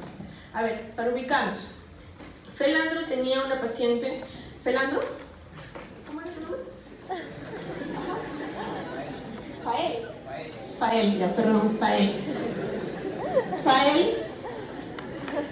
Fael tenía una paciente de 56 años que tenía una masa de 2 centímetros en la mama derecha, que la habían biopsiado, salió un adenocarcinoma. Ahorita les voy a mencionar un tipo que sobreexpresaba HER2. La operaron. Después de operarla, el doctor le dice: señor, usted tiene un alto riesgo. Va al oncólogo y le dice: ya lo operaron, pero usted tiene alto riesgo de que la enfermedad regrese, porque puede haber micrometástasis. Entonces usted se va a beneficiar, señora, de que reciba tratamiento con quimioterapia de tipo adyuvante. Entonces, ¿qué es la quimioterapia adyuvante? Después de la cirugía, para evitar justamente lo que les mencionaba, está escrito ahí, las micrometástasis, para eliminar esas células tumorales que puedan que pueden quedarse como micrometástasis. Entonces le doy quimioterapia de tipo adyuvante. Hay una lista de tipos de quimioterapia para cáncer de mama. Lo usual, lo común que se utiliza van a ser el AC de antraciclínico y C de ciclofosfamida en el cáncer de mama. Entonces, su compañero le pregunta: señora, ¿y qué tipo de quimioterapia ha recibido? Porque ¿qué hace el interno? Le dice: presenta y recibió quimioterapia. ¿Y qué quimioterapia recibió? No, recibió quimioterapia. Pero la quimioterapia es así como ustedes dicen: recibió citromicina, recibió vancomicina, recibió algo. Es algo importante porque puede ver si es que tiene algún efecto adverso a futuro, si no tiene un efecto adverso a futuro, no. Entonces, la paciente, lo que el usuario le dice: he recibido primero la roja y luego la blanca. Y la roja se refiere justamente a los antraciclínicos. ¿Por qué? Porque tiene, bueno, el líquido que pasa justamente es un líquido medio naranja, rojo, que justamente la paciente lo asocia. El mecanismo de las antraciclínicas en general van a ser 2. Produce la apoptosis y la formación de lo que son los radicales libres y inhibición de la topisomerasa 2. Estas en un conjunto van a producir lo que es la apoptosis de la célula tumoral. Quiero que recuerden también que cuando dicen a los cánceres se les da antibióticos, sí se les da antibióticos, pero justamente antibióticos antitumorales. La doxorubicina con la bleomicina principalmente van a ser antibióticos antitumorales. Bueno, su metabolismo principalmente en el hígado, se puede eliminar a nivel urinario y bueno, predominantemente también a nivel biliar y en las heces. Y esta es su principal indicación en cáncer de mama y lo que es en los linfomas. ¿Se acuerdan del R-CHOP?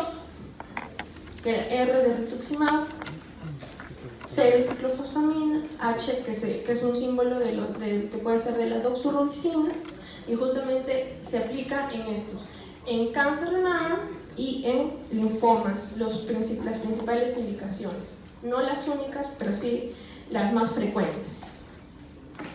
¿Qué produce? Mielosupresión, es decir, disminución de leucocitos, dentro de ellos neutrófilos, puede producir anemia, puede producir trombocitopenia, pero principalmente disminución de neutrófilos. Náuseas, vómitos, mucositis, y acá trastuzumab era cardiotoxicidad de tipo reversible, y con la doxorubicina, la epirubicina, los antricíclicos van a ser cardiotoxicidad pero de tipo irreversible. Puede presentarse de forma aguda, que puede ser una taquicardia supraventricular, o puede ser una o algo más severo, incluso un infarto, pero lo más común va a ser cuando se vaya a ver de forma tardía. Hasta incluso 10 años voy a ver que el paciente pueda presentar una insuficiencia cardíaca, pero de tipo dilatada, ¿no? Hay varios tipos de insuficiencias cardíacas, esta de acá va a ser de tipo dilatada y va a ser dosis dependiente.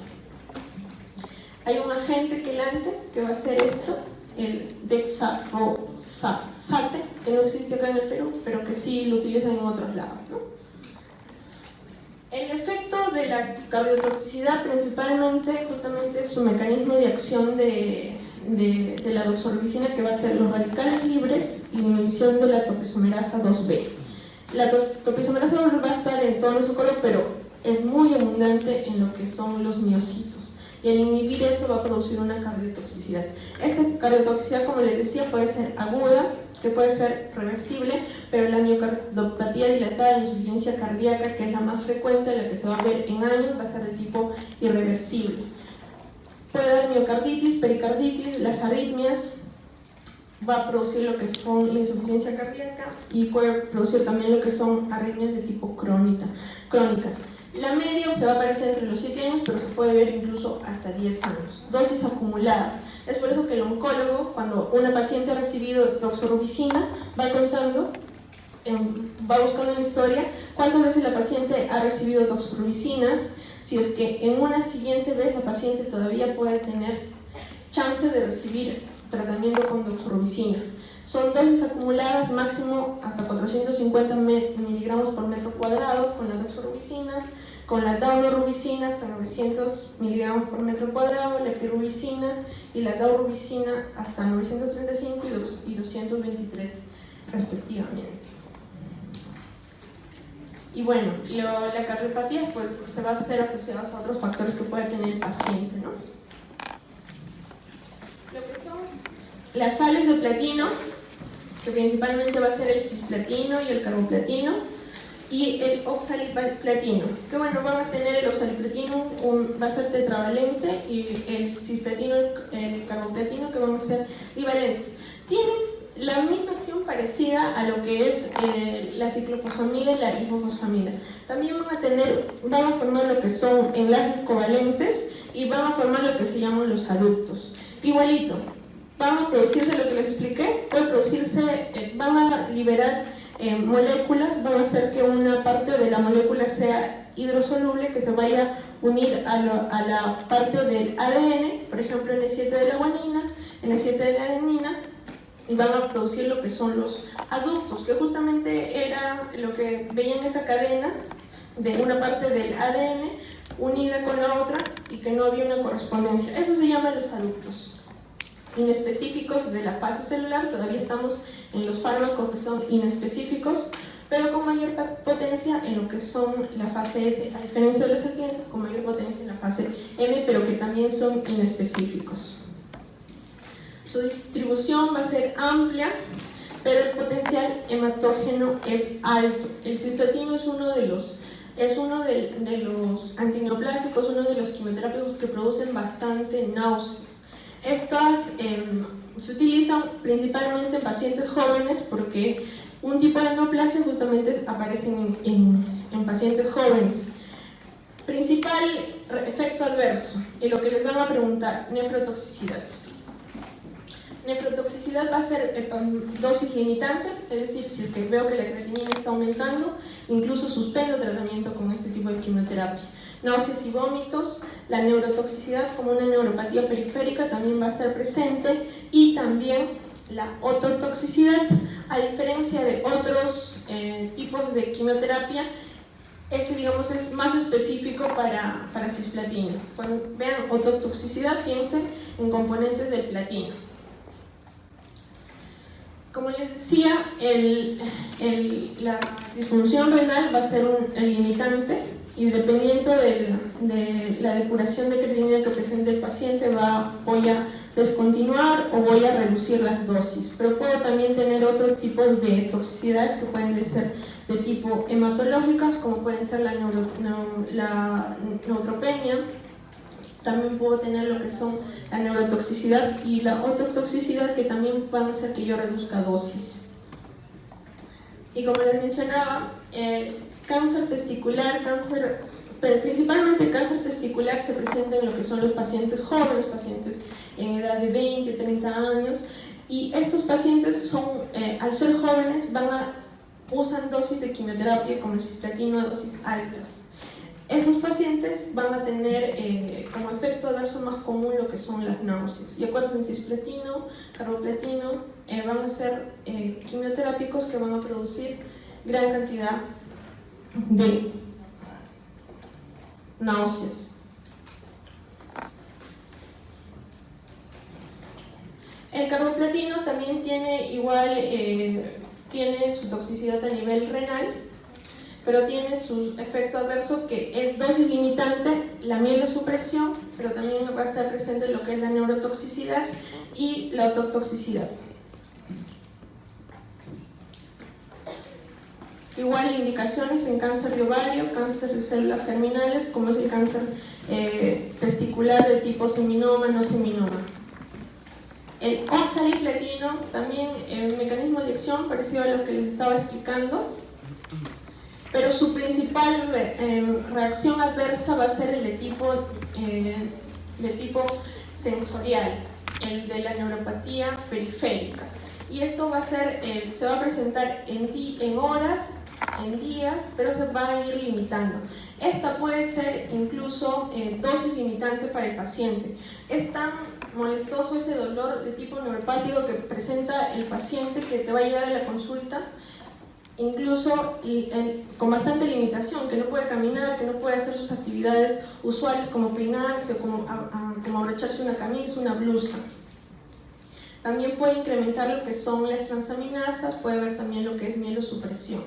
Las indicaciones, cuando escuchen oxaliplatino, va a ser a nivel colorectal, junto con el 5-fluoracilo, para lo que es cáncer de colon de tipo metastásico, de tipo no metastásico o como quimioterapia de tipo adyuvante. Seguimos con los antimetabolitos. Y esto sí, ya aquí empiezo. Hemos terminado con los que son inespecíficos y a partir de ahora vamos a empezar los que son de tipo específicos. Y estos van a ser, en fase S, van a ser las fluoropirimidinas, que son dos: la capecitabina, que es de forma oral, no hay presentación endovenosa, y el 5-fluoracilo, que su presentación es solamente endovenosa.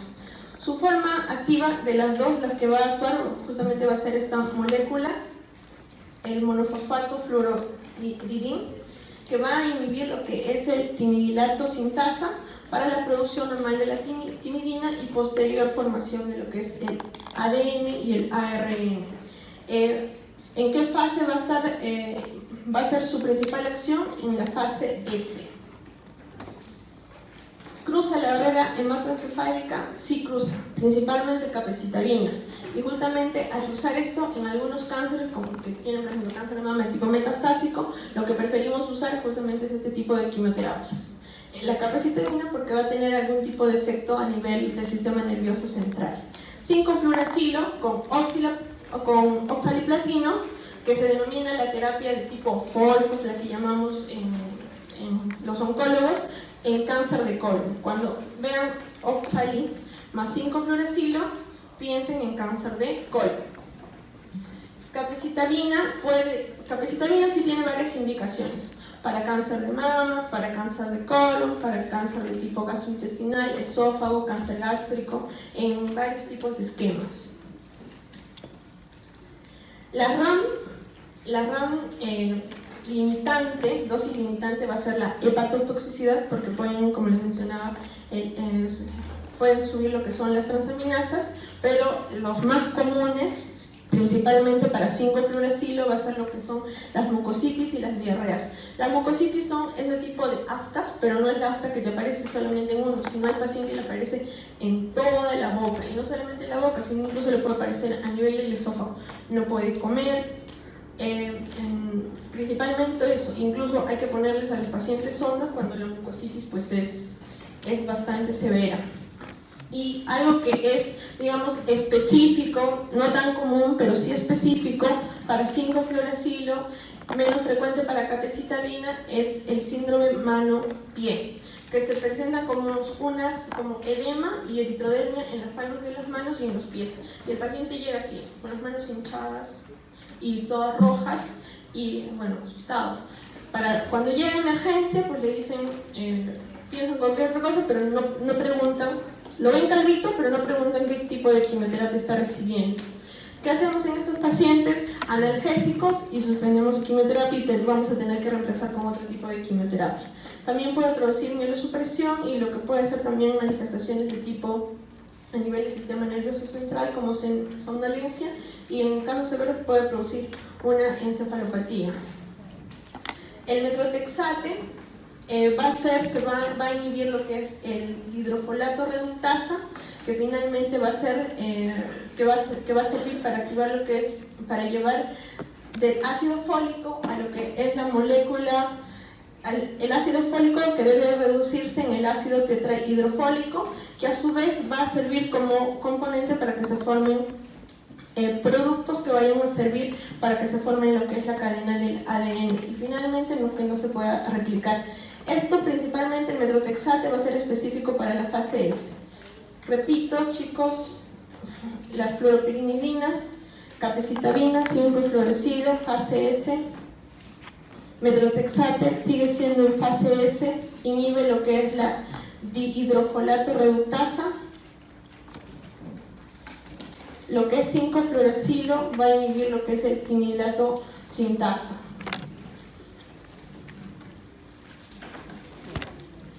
Indicaciones.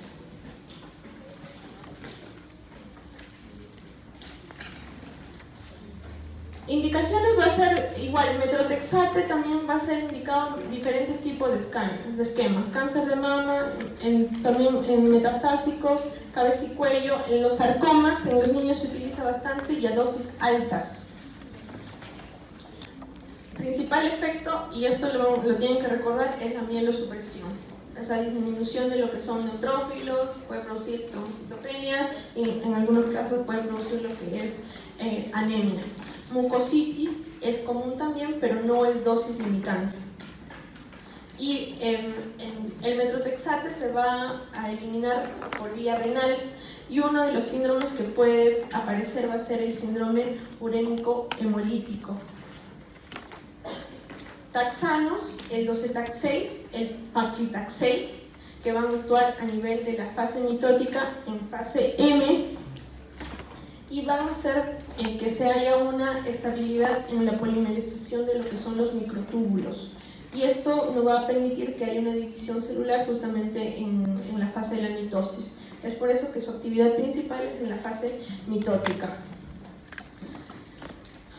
Taxanos, acuérdense de docetaxel, paclitaxel. Docetaxel igual tiene una gran cantidad de indicaciones: cáncer de mama, cáncer de próstata. Cuando vean paciente con cáncer de próstata y que utilice quimioterapia, probablemente esté utilizando docetaxel, porque es la primera indicación. Les voy a hacer la privación androgénica, que es lo usual en el paciente con cáncer de próstata, pero si viene un paciente con cáncer de próstata y le dice: doctor, estoy usando quimioterapia, de seguro que está utilizando, porque es la primera indicación, docetaxel, en primera y incluso en segunda línea de quimioterapia. Docetaxel, la mielosupresión, la neutropenia van a ser lo que son dosis limitantes. El paclitaxel para cáncer de mama, y cuando les dicen su paciente 56 años, cáncer de mama, que lo operaron, está recibiendo quimioterapia adyuvante y viene, ¿no?, a la emergencia y le dice: doctor, he recibido la roja, ya terminé la roja, me han dado 4 rojas y ahorita estoy con las blancas. Cuando le dicen las blancas, se están refiriendo al paclitaxel, porque el esquema del cáncer de mama es así. Lo operé, le voy a dar AC por 4, es decir, 4 ciclos. El AC está incluyendo lo que es la doxorubicina, un antracíclico, que es la A, y la C de la ciclofosfamida, y estoy recibiendo 4 ciclos. Y luego viene semanalmente una quimioterapia a base de paclitaxel. Y la paciente dice, me están dando, ahorita doctora, acabo de recibir antes de ayer, la blanca. ¿Y qué es la blanca? El paclitaxel.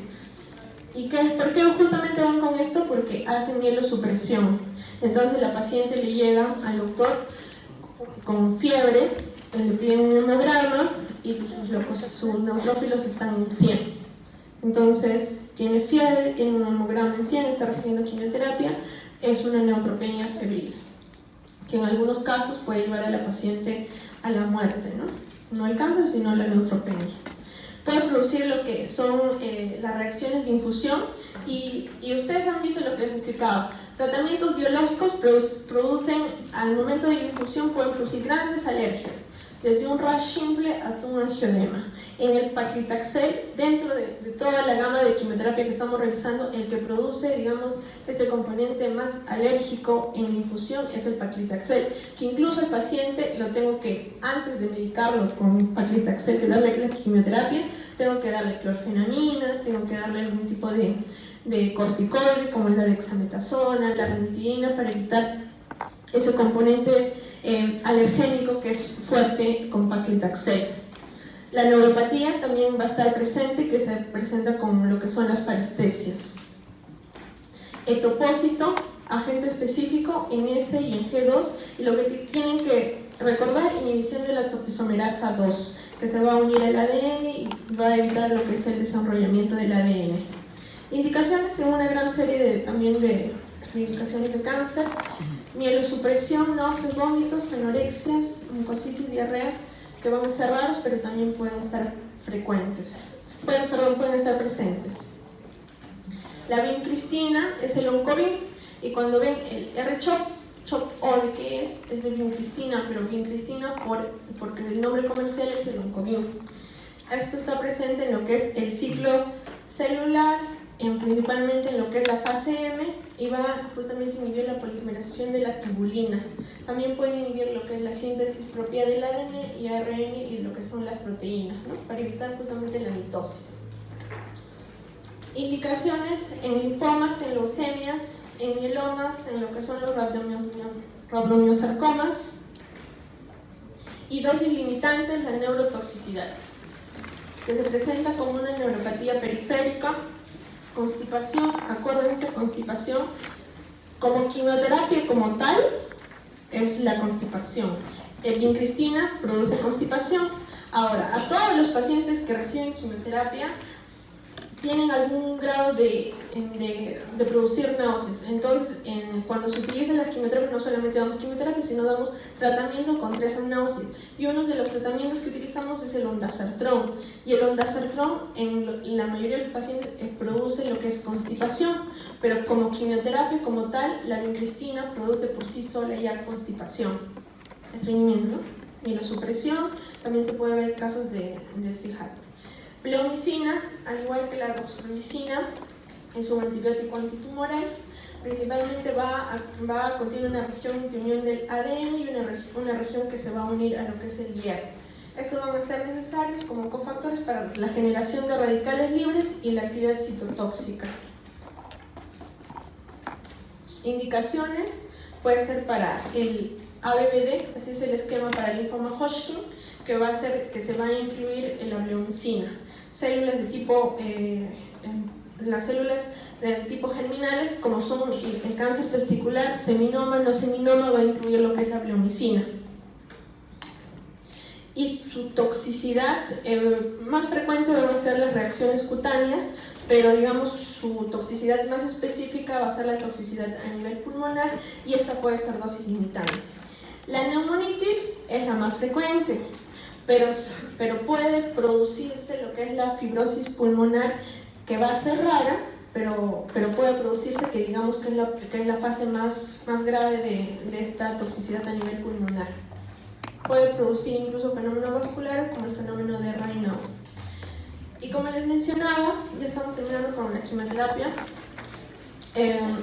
va a producir algún tipo de emesis.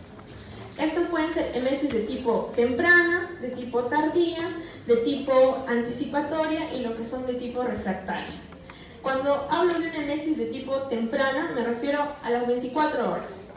Administro la quimioterapia a la hora, a las 2 horas o dentro de las 24 horas está produciendo algún tipo de emesis, náuseas, vómitos. El de tipo tardía, posterior a las 24 horas, va a tardar en disminuir eso. El de tipo anticipatoria es que el paciente, lo usual en la quimioterapia es que se reciba cada 21 días. Lo usual, no digo que siempre. Por ejemplo, la paciente con cáncer de mama que les estaba mencionando, recibe primer día quimioterapia y el día 21 tiene que estar recibiendo la siguiente quimioterapia. Entonces, esa paciente, al haber tenido, digamos, un evento no feliz, porque las náuseas son insoportables, el de tipo anticipatoria no recibe la quimioterapia, pero un día antes ya está teniendo la paciente náuseas. Y eso se ve principalmente en los pacientes jóvenes, porque justamente los pacientes jóvenes van a ser aquellos que van a presentar se les da mayor dosis de quimioterapia, como por ejemplo el cisplatino. Y el de tipo refractario, que a pesar del tratamiento profiláctico, el paciente no mejora el emesis y voy a necesitar de rescates. El poder hematógeno de la quimioterapia se divide en estos 4 grupos. El alto, moderado, que van a ser los comunes, y el bajo, el mínimo, que van a ser el alto. Más del 90% de los pacientes que han sido administrados con esa quimioterapia tienen emesis. El moderado llega desde un 30 hasta un 90% y el bajo menos de 30%. Esto es de la guía de la NCCN, la americana, y justamente divide el de riesgo alto y el de riesgo moderado. Y se acuerdan que les estoy hablando tanto de la C, ciclofosfamida con una triciclínica que usualmente es la doxorubicina. Esto es recontra nauseoso. Produce la paciente, incluso la llega a deshidratar, y eso es por lo que viene también la paciente de la emergencia. Deshidratada, ha vomitado, está completamente seca y ha recibido quimioterapia con bastante riesgo de emesis. El carboplatino, el cisplatino, y se acuerdan que les mencionaba la ciclofosfamida una dosis, la doxorubicina solita también, la epirubicina, la hipofosfamida. Y los que son moderados, el oxaliplatino, y dependiendo de la dosis, la doxorubicina, la epirubicina, la ciclofosfamida y el carboplatino. Entonces, yo quiero que recuerden, no quiero que recuerden todo. Alto riesgo de emesis, quiero que se lleven a la cabeza cisplatino. Cisplatino. ¿Y a quién doy cisplatino? Al paciente que tiene cáncer de ovario, cáncer de testículo. Cáncer de testículo, ¿en quién se presenta? En los pacientes jóvenes. Y es por eso que también le doy alta cantidad de quimioterapia, le produce alta cantidad de náuseas. Cisplatino, fíjense chicos, cisplatino es el más nauseoso. El paciente va a llegar deshidratado. Y la paciente que viene en la emergencia con el cáncer de mama, probablemente, si le dice recibida la roja, es el AC, ¿no? Que está recibiendo su quimioterapia AC y que también está produciéndole bastante náuseas. El tratamiento hormonal, principalmente para cáncer de mama, y se acuerdan que les comentaba que hay una sobreexpresión del HER2 y que lo hace más agresivo, que es menos común, y ya después ya es un 30%, pero están los que son los luminales, porque van a expresar los receptores de estrógeno, los receptores de progesterona en cierta cantidad, y dependiendo del porcentaje del receptor de progesterona y el receptor de estrógeno se van a llamar luminal A, luminal B. El Ki-67, digamos, es el índice de proliferación en la célula. También dependiendo del porcentaje lo se va a clasificar. Y en estos dos grupos, que son el luminal A y el luminal B, van a ser pacientes que pueden llegar a tratamiento con hormonoterapia. Principalmente bloqueo del receptor, que van a ser, por ejemplo, los moduladores selectivos del receptor de estrógeno, que van a inhibir principalmente este receptor, como el tamoxifeno. reducción de la síntesis, como van a ser los inhibidores de la inhibidores de la aromatasa, como pueden ser los esteroideos, como es el exenestane, y los que van a ser los no esteroideos, como el anastrozol, y de segunda generación, el letrozol. Y los que van a ser, los que van a degradar este receptor, como van a ser el fulvestrán. Efecto adverso del tamoxifeno. Entonces tenemos a la paciente de 56 años, de 2 centímetros, lo operaron, entonces hago el subtipo molecular y me presenta HER2 que sobreexpresó, pero también que tiene receptores de estrógeno. Y los ubica acá, en este luminal B, pero enriquecido con HER2, porque tiene HER2, pero también tiene receptores de estrógeno y receptores de progesterona. La paciente, porque había tenido un ganglio a nivel axilar, lo hace de alto riesgo para que pueda aparecer en el futuro otra vez recurra a la enfermedad. Entonces recibió quimioterapia de tipo adyuvante, una quimioterapia con AC por 4 ciclos, más paclitaxel. Entonces, si bien AC son las rojas, paclitaxel son las blancas, es lo común que les dice el paciente. Termina ese tratamiento y ahora viene lo que es el tratamiento también adyuvante, pero de tipo hormonal. ¿Por qué? Porque la paciente presenta este tipo de receptores. Entonces yo le puedo dar tamoxifeno, le puedo dar el anastrozol, el letrozol. Y bueno, y acá viene todavía la jarana del oncólogo, que si le doy el tamoxifeno mejor, el anastrozol, cuánto tiempo le voy a dar, por 5 años, por 10 años. Ya esa es la jarana del oncólogo. El efecto adverso, si es que se recibe la paciente el tamoxifeno, aparte de todas las reacciones tipo menopáusicas que puede tener la paciente, como son las olas de calor, puede producir cáncer endometrial, y lo que puede producir es también tromboembolismo de tipo pulmonar. Entonces, no es posible, chicos, se ve eso en consulta, que la paciente tiene cáncer de mama hace 10 años, está yendo bien, pero está recibiendo tamoxifeno. El tamoxifeno no se da por un mes, sino se da por 5 años o hasta 10 años, y que en consulta, en su policlínico, la paciente haya estado sangrando y que el doctor no se haya dado cuenta que está tomando tamoxifeno y no le haya mandado. Porque la paciente con el oncólogo va, le da el tamoxifeno y luego la cita en 3 meses para que le vuelva a dar el tamoxifeno, para que le vuelva a dar, incluso si se le pierde la cita en el de salud, imagínense. Y no es posible que el doctor no se percate que la paciente está tomando tamoxifeno y que está sangrando y que puede estar teniendo un cáncer endometrial y que se nos escape de las manos. Inhibidores de la aromatasa como el anastrozol y el letrozol son tratamientos con pastillas, pero que pueden ser limitantes porque producen unas artralgias insoportables que limitan a la persona en sus actividades y que incluso hacen que se cambie la terapia con este tipo de tratamiento. Y bueno, ahí acabamos.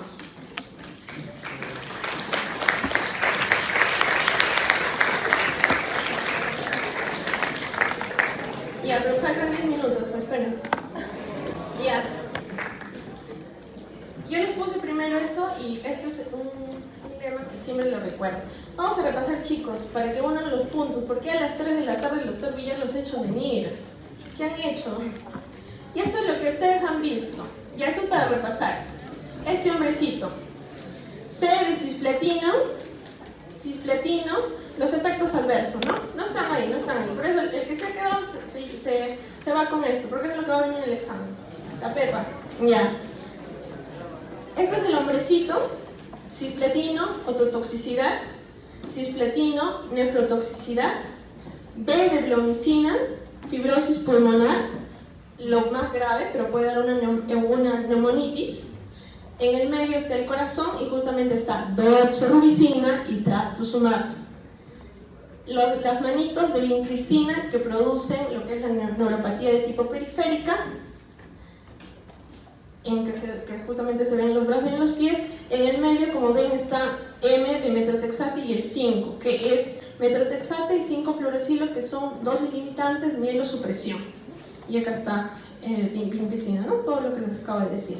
Y esto es lo que les acabo del CTO que encontré. Comprar platina le cuesta un riñón, pero vale un huevo, porque es o un ovario. Y justamente es el cisplatino, el carboplatino, se utiliza en cáncer de ovario, en cáncer ¿qué puedo decir de huevo, no? Ya, en cáncer testicular como seminoma, no seminoma, y su principal efecto adverso y dosis limitante va a ser la nefrotoxicidad, acuérdense, el cisplatina. Doxorubicina, rubí, acuérdense, el color, el paciente les dice, me han puesto la quimioterapia roja. ¿Qué es la quimioterapia roja? Como su corazón, de rojo, cardiopatía dilatada. Ya con esto, si ya se olvidan, ya no sé qué sería. Trastuzumab. ¿Cómo se pronuncia corazón en inglés? Ya, suena como heart, ya. Anti-Harrow, ¿ya? Y es una cardiopatía de tipo reversible. Antibióticos tumorales, los que les he estado repitiendo, la blomicina, la doxorubicina. Y bueno, ¿quiénes van a dar los steps? ¿Alguno pensaba en dar los steps? ¿Saben qué son los steps? ¿Sí o no? ¿Sí, no? Ya, estas son acá las preguntas de los steps. Las nitrosurias, ¿qué son las nitrosurias? No hemos comentado, pero justamente lo vi en la parte de los alquilantes. Ya, alquilantes, pues les estoy diciendo. Tienen el mismo mecanismo de acción, pertenecen a los agentes de tipo alquilantes. Los alquilantes son específicos y inespecíficos del ciclo celular. Muy bien. Efecto adverso de 5-fluoresilo. Ya, pues chicos, acuérdense de esto. Mielosupresión y síndrome mano-pie. Exacto. Síndrome mano-pie. Específico. Síndrome mano-pie van a ver en lo que son las fluoropirimidinas, ¿no? Mielosupresión y síndrome mano-pie que viene con los edemas y las manos todas rojas. Neurotoxicidad y constipación. ¿Qué les decía? Lo que es la parte periférica. Y constipación, ¿se acuerdan que les comenté? Constipación, vincristina. Ciclofosfamida, mecanismo de acción. ¿Cuál es el mecanismo de acción?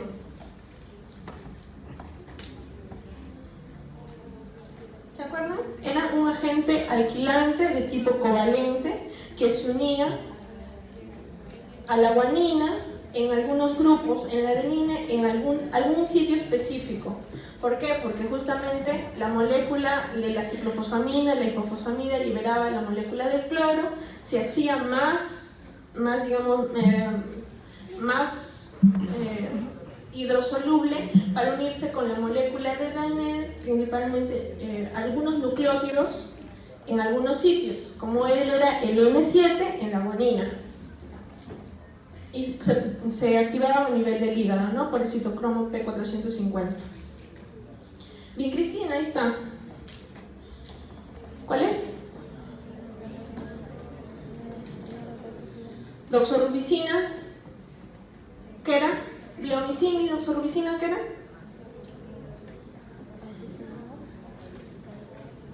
Eran antibióticos antitumorales, ¿no?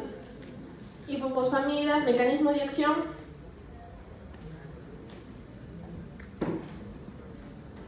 Yo les dije, pues. Ya no me engañen que no saben leer en inglés, ¿eh? Ya, eso es mentira, ya. Que se unen, que forman los enlaces covalentes, que se unen eso, ciclofosfamida y hipofosfamida.